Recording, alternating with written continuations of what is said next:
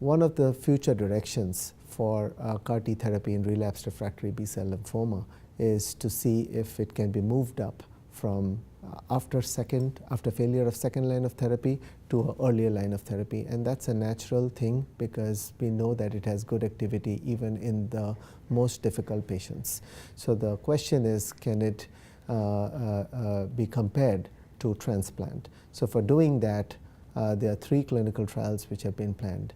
There's ZUMA-7, where axi-cel is being compared with salvage therapy followed by transplant.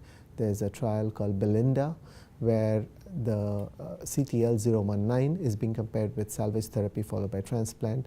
And finally, there is a trial called Transform, where Lysocell is being compared with salvage therapy followed by transplant. So all these trials are going to see if patients who have failed first-line therapy and have relapsed after that can receive a CAR T cell product, CD19 CAR T cell product, or compared to salvage therapy followed by transplant. So the timing of CAR T therapy, I think I indicated, is an evolution.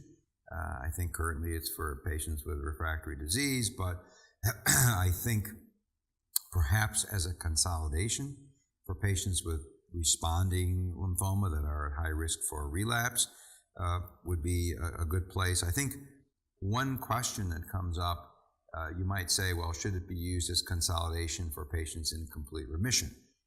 And that begs the question, do you need antigen in order for this to work? In other words, do you need some tumor present in order for the CARs to work?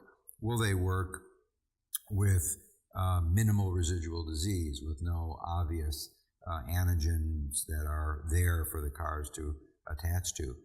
We don't know the answer to that. So, I think at the moment, all the patients treated have had visible disease on CAT scan, PET scan, physical exam.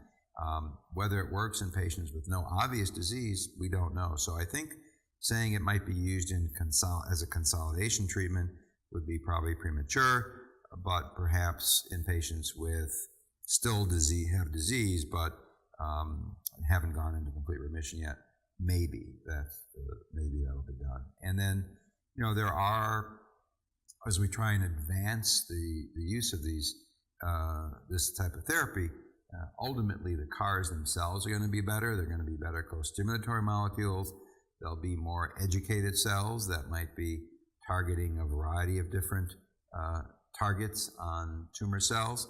And also we're exploring in the so-called platform study, which is being done with Celgene Juno with the same JCAR17 molecule cell product. We're looking at the use of adding certain agents to CARs, looking at PD-L1 checkpoint inhibitors. We're looking at IMiDs, a variety of other drugs that we think might enhance the efficacy of these CARs, perhaps by reducing the number of T regulatory cells, which might get in the way of the CARs working.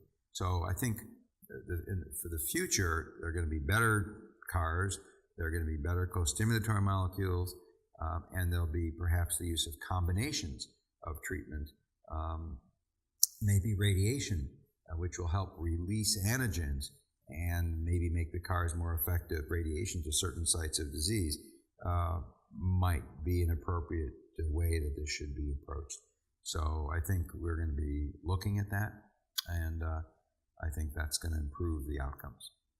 So I think right now that's living in the research space, and clinical trials are ongoing in follicular lymphoma, in mantle cell lymphoma, in CLL, looking at CAR T cells in that space. Now I think if you take each one of those diseases as itself, really it's a spectrum too, just like diffuse large B-cell lymphoma is a spectrum.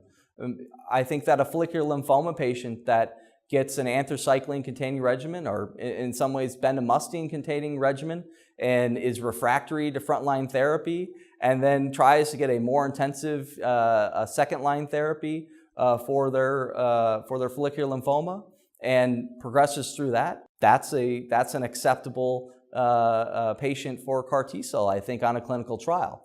One could argue even a patient who relapses within 2 years from frontline anthracycline-based chemotherapy, given the data that's out there, that's a big deal for a follicular lymphoma patient. 50% of those people in 5 years are not alive, and likely, their cause of death is their lymphoma. And so I think that's a population in follicular lymphoma that it would be reasonable right now to study with CAR T cells. I think mantle cell lymphoma is another, you asked me indolent. I think mantle cell often can straddle, it can be behaving like an indolent lymphoma, but it can also definitely and certainly behave like one of the most aggressive lymphomas in the relapse refractory setting. So you have to be able to discern which one of these is it behaving like, just like you have to in follicular lymphoma, and the same thing goes in chronic lymphocytic leukemia, or CLL. So in mantle cell lymphoma, I think that, again, if you've gotten frontline chemotherapy and consolidated with an auto transplant and you relapse very quickly after an auto transplant, that might be an area where CAR T cells would be a reasonable strategy. Some may argue that patient should at least get a trial of a Bruton's tyrosine kinase inhibitor prior to going to CAR T cell. We'll see. From that standpoint, but I think that we're looking, and the answer is when you look at the efficacy that's been displayed across the three constructs, is that if it's going to work if it's agnostic to double hit, triple hit, refractory, 6 months or after an auto transplant, you can still see responses with durability in that patient population. In even the indolent lymphomas, where you're talking about that tough population, there may be the opportunity for efficacy there too, but you have to be, I think, mindful of the potential toxicities. And so really it's always a risk-benefit discussion with the patient and the family about what CAR T-cell therapy truly is.